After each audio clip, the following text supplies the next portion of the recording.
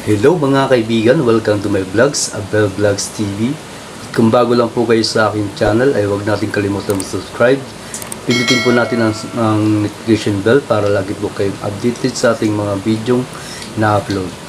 Okay mga kaibigan, dahil tag-ulan ngayon ay bumili nga pala ako sa Lazada ng pang protection sa ating e-bike. Gusto ko lang pong i-share sa inyo about sa ating e-bike. Medyo sensitibo daw po ang manobela niya dahil nandun po yung kanyang controller. Bawal mabasaan ng ulan. Kaya mga ibigan, kayo ay umorder itong product ito at itry natin. Okay, let's go!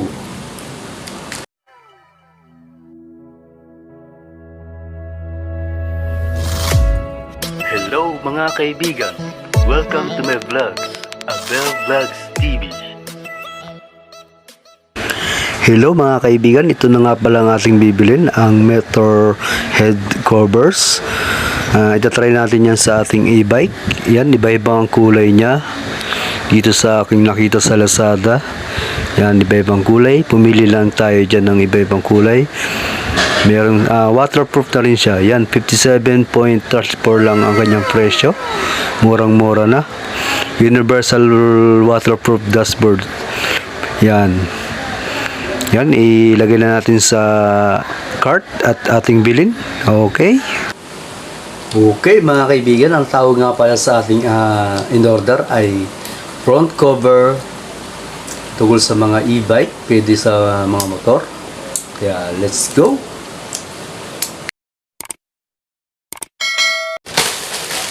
Okay, ito na ang ating order. Yan, napakabilis. Yan. Buksan natin ang ating cover. Yan, may bukas na siya. At ito nga pala ang ating in-order ay kulay red. Yan. Large.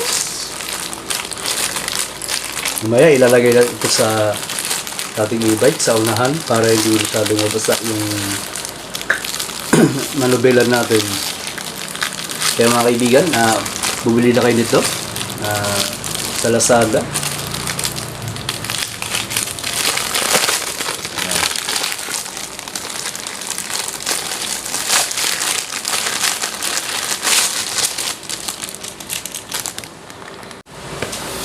Okay mga kaibigan, ito nga pala yung ating nabili. Yan. Bali, meron na rin siya para sa side mirror.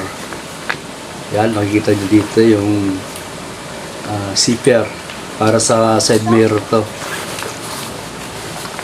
Ang kabilaan siya. Yan, ilalagay natin sa e-bike kung ano mangyayari. Let's go!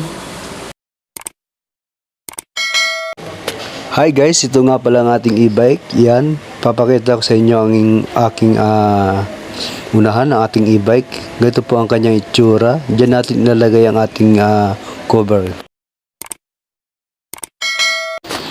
Okay mga kaibigan, ito yung mga itsura ng ating e-bike. Yan, ganyan lang po ang kasimple yung kanyang itsura pag may cover. Yan, kailangan natin takpan yan dahil sa tag-ulan ngayon ay bawal po mabasa yung sa kanyang preno dahil ito ay may sensor.